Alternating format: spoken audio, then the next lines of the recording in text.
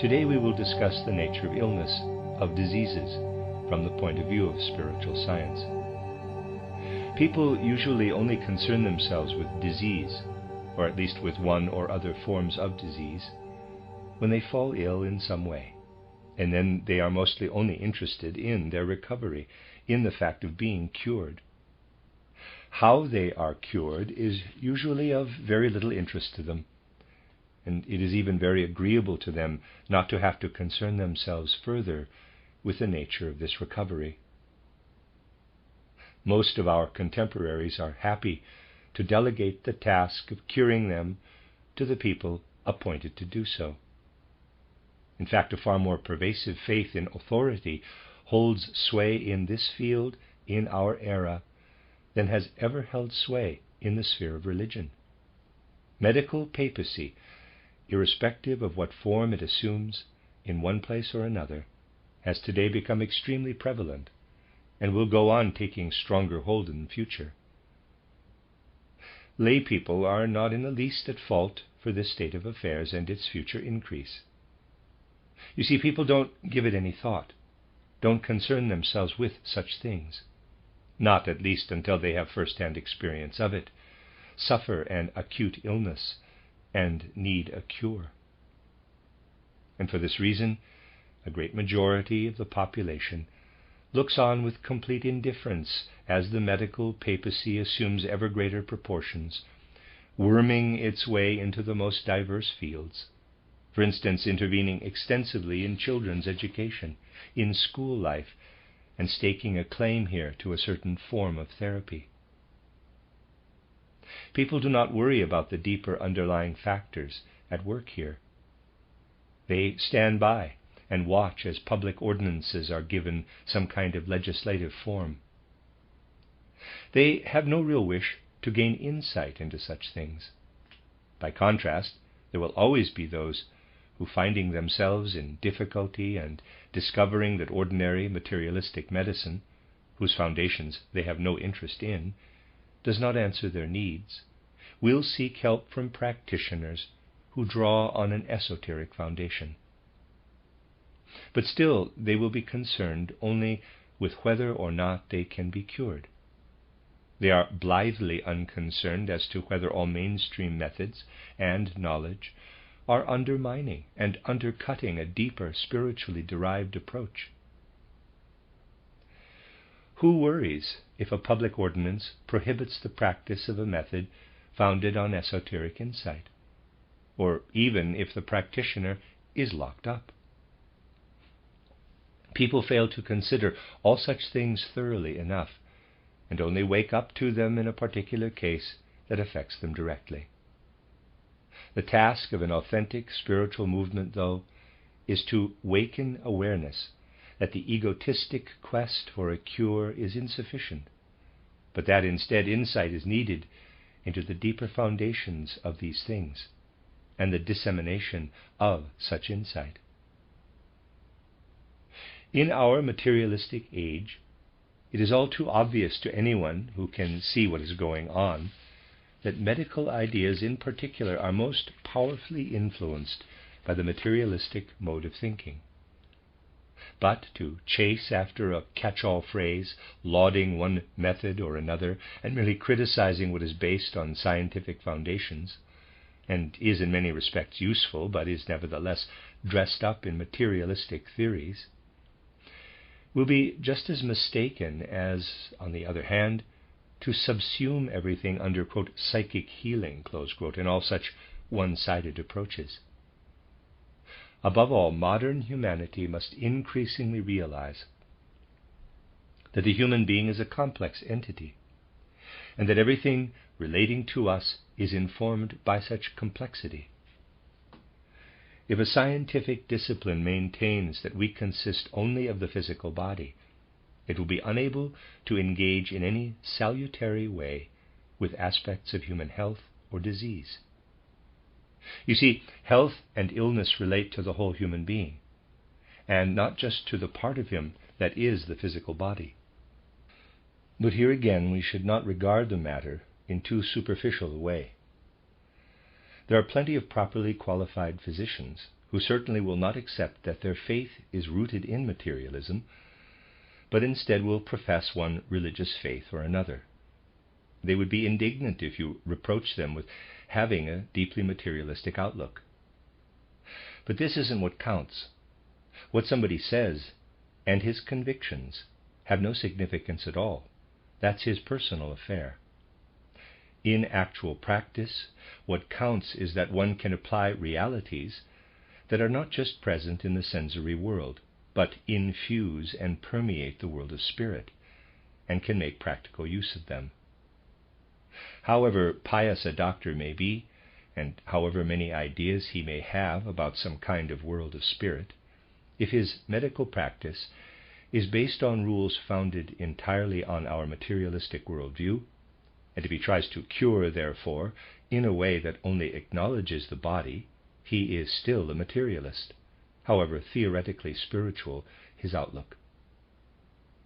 What someone says or believes does not count compared to his ability to bring the powers underlying the visible sense world into living movement. It is likewise of little purpose to disseminate an anthroposophical doctrine of fourfold human nature, prattling on about physical body, ether body, astral body, and I, even if we can in some way define and describe these things. That too is not the important thing.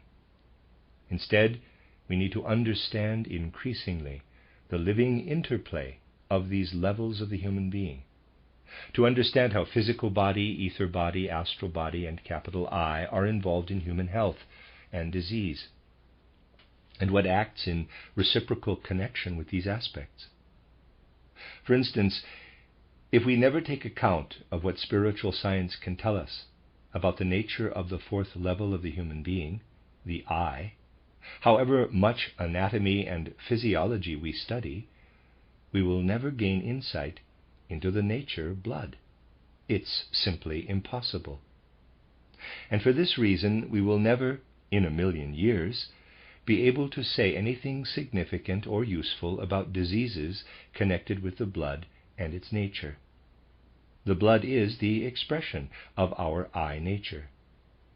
There is actually a great deal of truth in the old saying which Goethe includes in his Faust that, quote, blood is a very special fluid, close quote.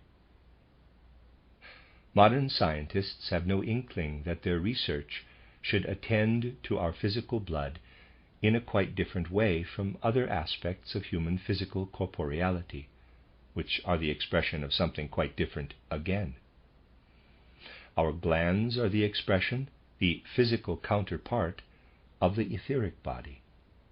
And we have to regard what constitutes such a gland, whether liver or pancreas, say, as something quite different from what we find in the blood, as the expression of a much higher level of the human being, the I. And research methods must take due account of this, showing us how we should approach these things. Now, though I wish to say something that will really only be comprehensible to an advanced student of anthroposophy, but which it is still important to state. To materialistically minded academics of today, it seems quite evident that if one makes an incision in the body, the blood that flows from this can be studied by all the available means. So they describe it. This is blood, roughly as one would describe any other substance, an acid or such like, according to chemical research methods that govern modern procedures. But in doing so, they overlook something that is in fact not only unknown to materialistic science, but must seem to be idiocy and fantasy, yet is nevertheless true. The blood running in your veins that sustains the living body is not at all what flows out when I make an incision and produce a red drop. The moment blood leaves the body, it undergoes a transformation that renders it quite different. What flows out as congealing blood, however fresh it may be, is not indicative of the whole essence within the living organism. Blood is the expression of the I, a high aspect of the human being. Even in physical terms, blood is something whose totality you simply cannot study physically, because when you see it, it is no longer at all the same as it was when flowing in the body. It cannot be physically observed. For the moment it is brought to view, to be studied by some method like X-ray examination, it is no longer the blood itself at all that is being studied, but instead just the external reflection of blood in the physical domain. People will only gradually come to understand these things. There have always been researchers who drew on esoteric foundations and said this, but they have been dismissed as fantasists, philosophers, or such like. In states of human health or disease, everything is really connected with our fourfold human nature, with our full complexity. This is why we can only understand a healthy or sick person by drawing on spiritual scientific insight into the human being. There are quite specific types of debility in the human constitution that can only be understood when we realize they are connected with the nature of the I, and that in a sense, though within certain limits, they are in turn revealed in the blood as expression of the I. Then there are certain types of debility in the human organism that can be attributed to a malfunction of the astral body, thus affecting the astral body's outward expression, the nervous system. But in this second instance, you will have to take note of the subtlety needed to approach such things. When the human astral body bears within it the kind of irregularity that comes to expression in the nervous system as the outward reflection of the astral body, we initially find that the nervous system shows a certain physical, functional incapacity. If the nervous system cannot function properly in a certain direction, this incapacity can result in all sorts of symptoms affecting the stomach, head, and heart. Yet a disorder whose symptoms become apparent in the stomach cannot necessarily be attributed to a certain type of nervous system malfunction, and thus to its source in the astral body. It may have an entirely different cause. The types of disease that are connected with the I itself, and thus with its outward expression, the blood, usually manifest as chronic diseases, but only usually, since in reality things are not so neatly compartmentalized, although sharp demarcations can be drawn when making observations. What can generally first be observed as a particular debility is usually a symptom. Some symptom or other can appear, but there is an underlying debility of the blood, and this has its origin in an irregularity of the aspect of the human being we call the I bearer. I could speak to you for hours about types of chronic disease which originate in the blood, in physical terms, and in the I in spiritual terms. These are primarily genetic diseases in the true sense, passing from one generation to the next. And it is these diseases that can only be understood if we consider human nature from a spiritual point of view. Let's take a patient who has a chronic condition, which basically means that he is never really well. He suffers sometimes from one thing, sometimes from another, from one illness or another.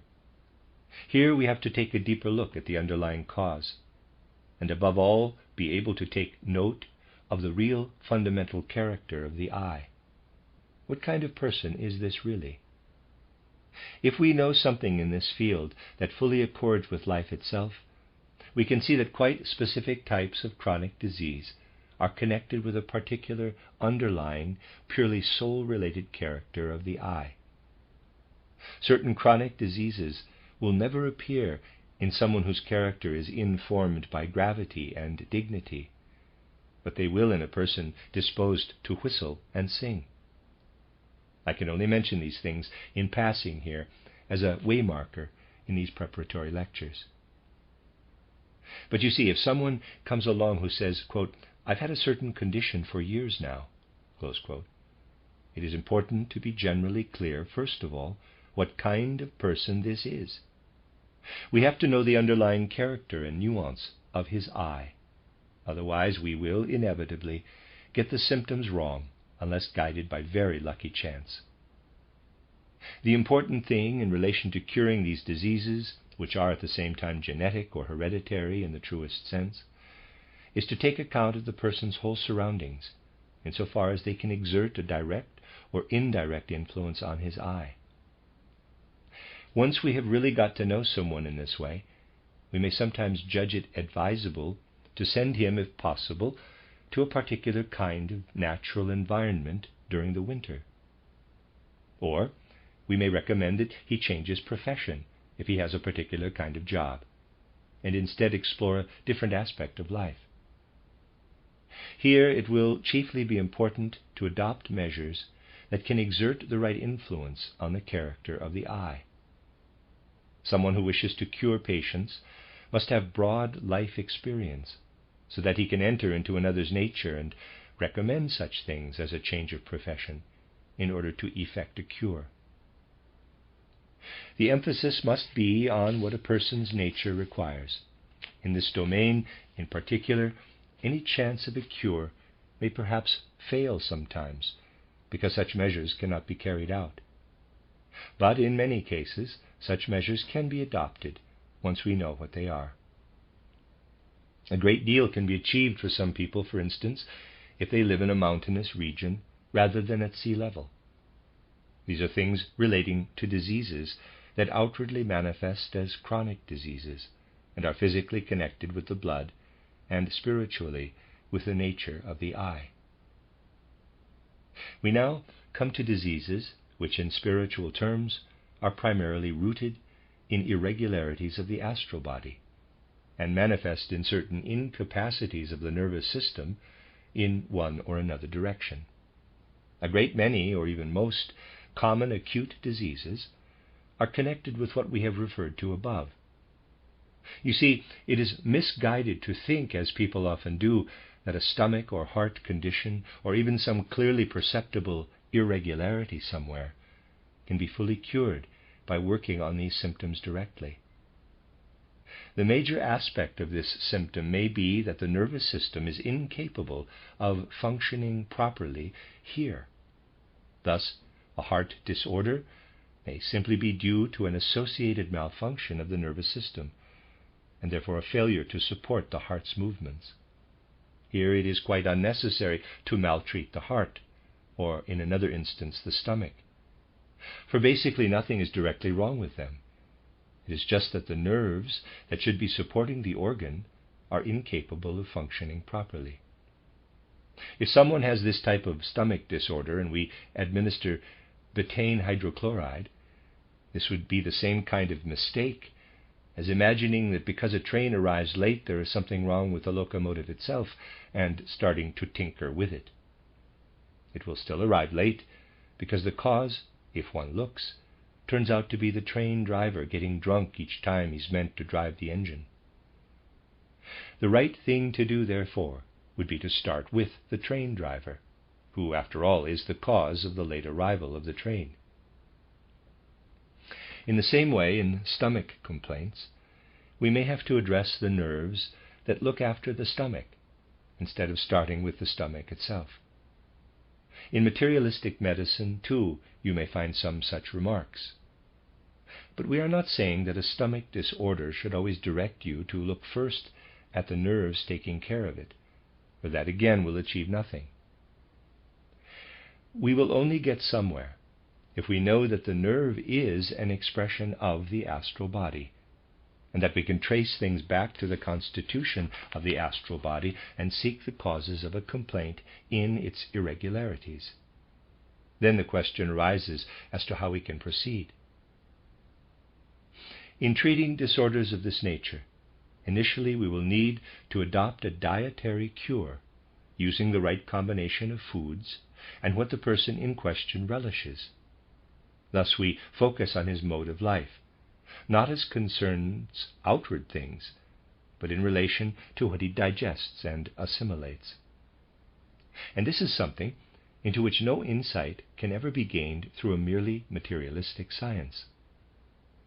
Here we must realize that everything surrounding us in the macrocosm of the wider world is related to our complex internal organism, to the microcosm.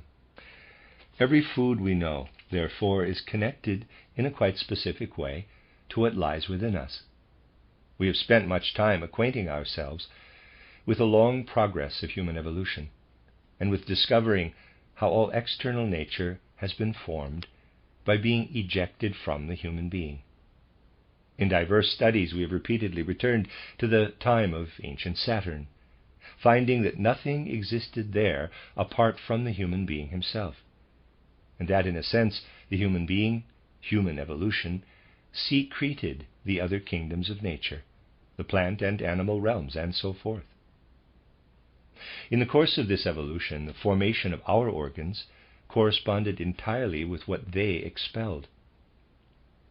As the mineral realm was expelled, quite specific internal organs arose. The heart could not have formed if certain plants, minerals, and mineral capacities had not developed outwardly over the course of time. What developed in the external world has a particular relationship with what formed within us. And now anyone who knows how outer things relate to internal ones can say in each instance how an external substance in the macrocosm can be used to benefit the microcosm. Otherwise we can experience, in a sense, how what we stuff ourselves with really isn't suitable for us. We must therefore seek in spiritual science for the real foundations governing our judgment. When someone falls ill, and his diet is then guided by purely empirical laws derived from statistics or chemistry, this will always be a superficial approach. We need a quite different rationale. Here, therefore, we see how spiritual insight has to stream and shine through everything connected with human health and disease. Then there are certain diseases which can assume either more chronic or more acute forms, but which are connected with the human ether body, and therefore manifest in human glands. These diseases usually have nothing at all to do with hereditary transmission, but instead are very much connected with a particular nation, race, or people. In relation to diseases rooted in the ether body, therefore, which manifest as glandular diseases, we must always consider whether the patient is, say, Russian, Italian, Norwegian, or French.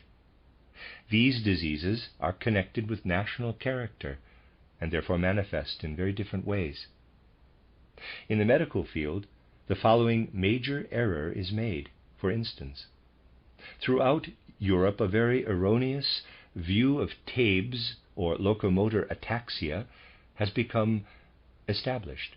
Tabes is, readers aside, Tabes is spelled T-A-B-E, T-A-B-E-S, possibly Tabes, I don't know, Tabes, end of readers aside.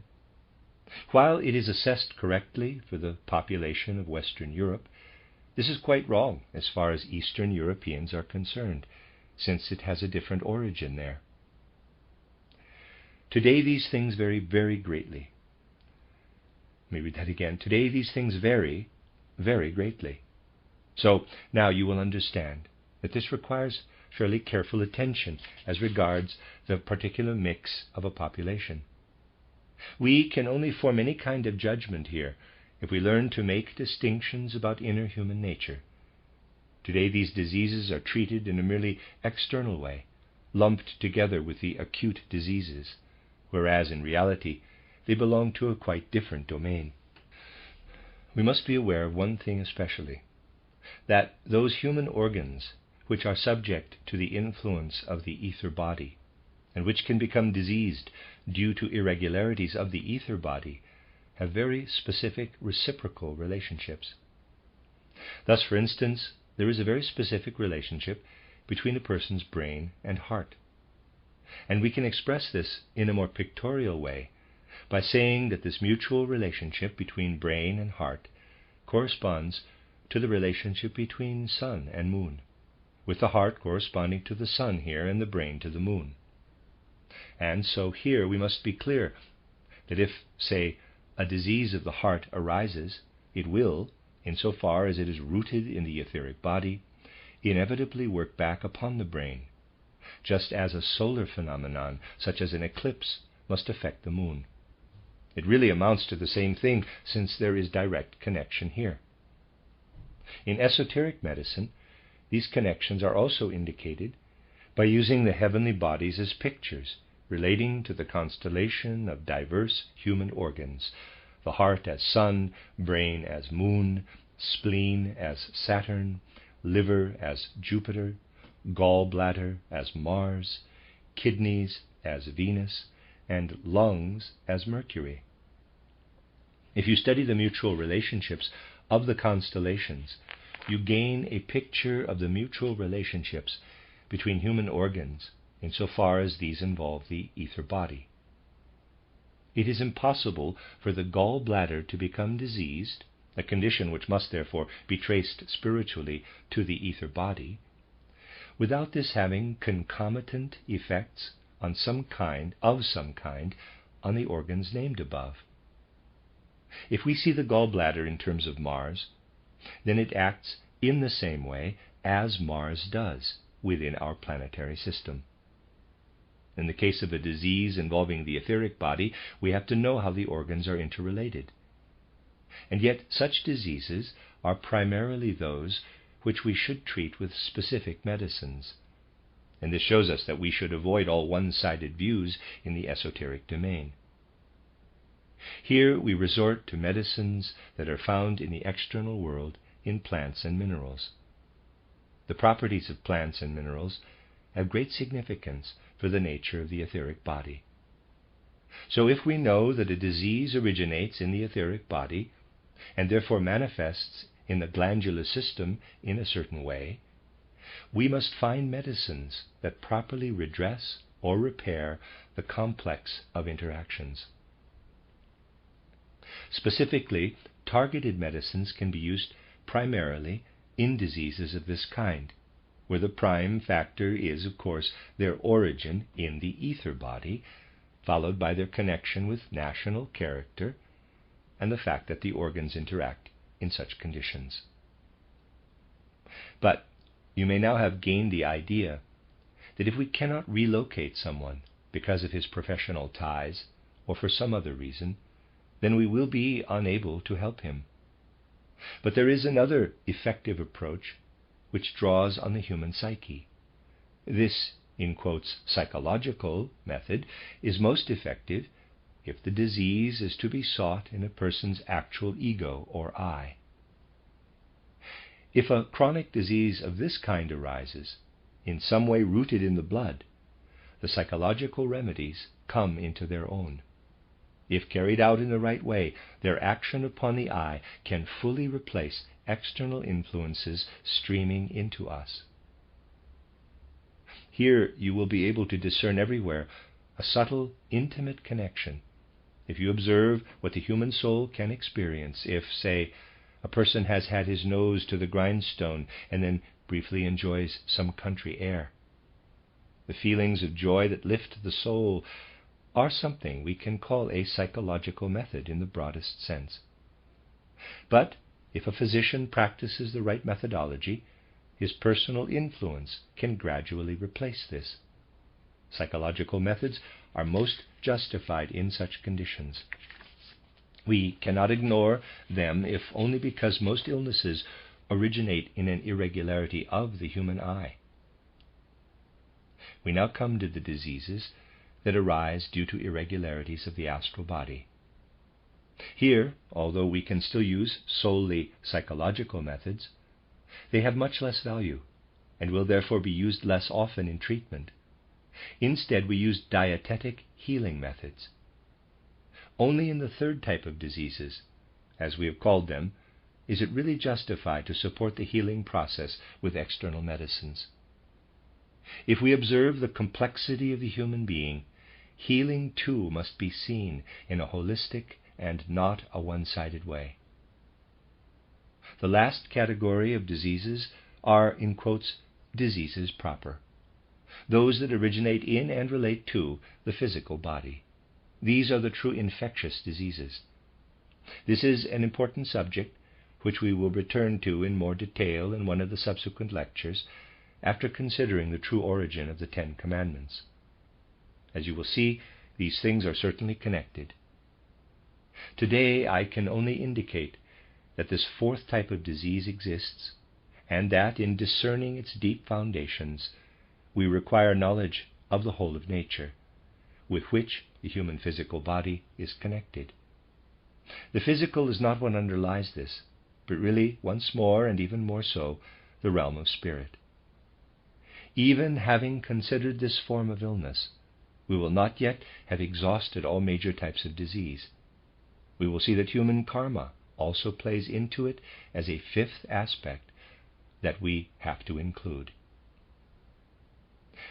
Gradually, therefore, we will see how the 5 different forms of human disease reveal something of their nature as disorders originating in the domain of the I, astral body, etheric body, physical body, and what we can regard as karmically determined aspects of disease. The whole modern medical outlook will only lead to something salutary when it is imbued with insight into the higher aspects of human nature. Until then, we will not have a school of medicine that can really engage with what is needed. Although these things, like many of our esoteric insights, must be brought into a form appropriate for the modern world, you should remember that they are, in a sense, an ancient form of wisdom. Medicine was originally based on spiritual perception, and gradually became ever more materialistic. More than in any other field of knowledge, perhaps, medicine can show us how materialism has taken humanity by storm. In former times, at least, people were aware that knowledge of fourfold human nature was needed to understand a human being.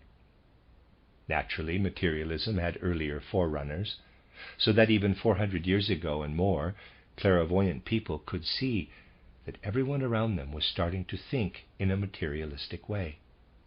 Paracelsus, for example, who is not understood today, but regarded as a fantasist or dreamer, asserted in no uncertain terms that medical science of his day, as propounded in Salerno, Montpellier, or Paris, and also in areas of Germany, was materialistic, or at least was on the way to becoming so. Because of his world standing, Paracelsus saw the need, as is again necessary today, to draw attention to the nature of a medical outlook founded on the spirit, as opposed to one acquired in a merely materialistic domain. Today it may be even more difficult than Paracelsus found in his day to make any headway with a Paracelsian mode of thinking.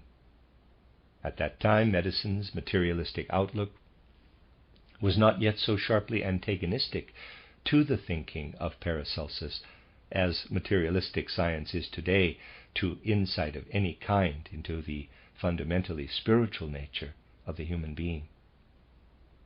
What Paracelsus said in relation to this still holds true today, therefore, but its validity is perceived still less. If you look at the thinking of people today who work at the dissection table or in the laboratory, and see how modern research is used to understand health and sickness, it would be very easy to oppose this materialistic outlook in the same way that Paracelsus did. The difference is that, unlike Paracelsus, one can have little hope that one might be understood, or at least perhaps forgiven, by contemporary physicians. Forgiven, since Paracelsus himself stated that he had never rubbed shoulders with the upper classes, that he was not a refined fellow, but came from a rough working background, and had grown up in a world of cheese, milk, and oat bread, and therefore asked to be pardoned if what he said was not always couched in elegant language. In discussing various dispositions to illness, Paracelsus says of both French, Italian, and also German physicians, quote, "For it is a great error and much amiss that so many French and Italian physicians, especially in Montpellier, Salerno, and Paris, who wish to be lauded above all others and who despise everyone else, in fact know nothing themselves and have no skill, but as can be shown, their art is nothing but talk and pomp and much prattling.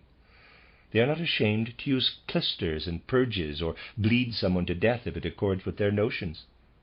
They pride themselves on their knowledge and use of anatomy, but have never yet noticed that tartar accumulates in the teeth, not to mention all sorts of other conditions. These eye doctors can't see what's right in front of their nose. What is all your skill and anatomy? It's as much use as codswallop, and your eyes are too few to see what's staring you in the face. The German cuckoo doctors are no better, thieves and young idiots, who, when they've seen everything, know less than before. So they're drowning in muck and cadavers, and then it's funeral time to pour wash rags.